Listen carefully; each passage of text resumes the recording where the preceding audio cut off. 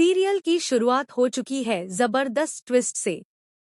जहां एक तरफ सरूजा ने वीडियो कॉल पर अपनी बेटी सरू को देख लिया है, वहीं दूसरी तरफ अनिका अपनी नानी कामिनी के साथ मिलकर एक नया प्लान बनाती है। उनका इरादा है कि सबके सामने यह साबित किया जाए कि सरू चंद्रकांत की बेटी नहीं है। लेकिन कहानी यही नहीं रुकती। सरूजा अब अपनी बेटी सरू से मिलने खुद आने वाली है। और जैसे ही कामिनी, उर्मिला और अनिका के सामने सरूजा खड़ी होगी, इन सबके पैरों तले जमीन खिसक जाएगी।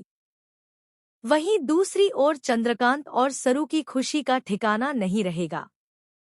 जहां एक तरफ लोग सरू को झूठा साबित करने में लगे हैं, वहीं अब तो उसकी मां खुद सामने आने वाली है। कहानी में ट्विस्ट तब आता है जब प्रिंसिपल कामिनी को बताता है कि सरू ने चंद्रकांत के कहने पर उसकी गाड़ी जलाई थी। वह धमकी देता है कि सरू को रेस्टिकेट कर देगा ताकि उसे किसी कॉलेज में एडमिशन न मिल सके। मगर कामिनी उसे तुरंत याद दिलाती है कि सरू इस कॉलेज की मालकिन है और प्रिंसिपल सिर्फ एक कर्मचारी। अगर उसने सरू के खिलाफ कदम उठाया तो उसका ही करियर खत्म हो जाएगा। यहीं से कामिनी को शक और पुख्ता हो जाता है कि उस गाड़ी में जरूर कोई सबूत था जिसे छिपाने के लिए सरू ने जलाया। दूसरी तरफ फुल्ला को सरू का क्रेडिट कार्ड मिल जाता है और वह लाखों की शॉपिंग कर डालती है, महंगे हार और घड़ी तक खरीद लेती है। जब यह सब सरू के सामने आता है तो वह गुस्से में फुल्ला पर चिल्ला पड़ती है और कहती है, मेरे पैसे पर तेरा कोई हक नहीं। सारी चीजें वापस कर और एक एक पैसा मुझे लौटा कर ला।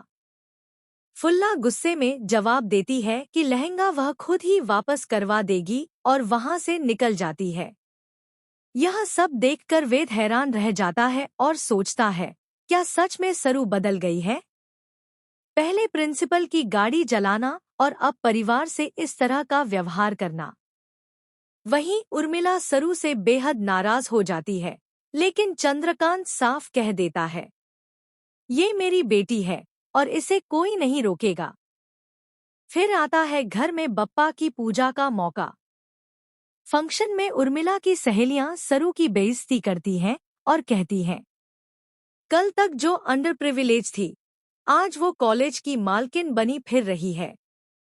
सरू दुखी होकर वहां से जाने लगती है, लेकिन तभी वेद सामने आता है और सरू का सपोर्ट करता है। वह सबको कहता है,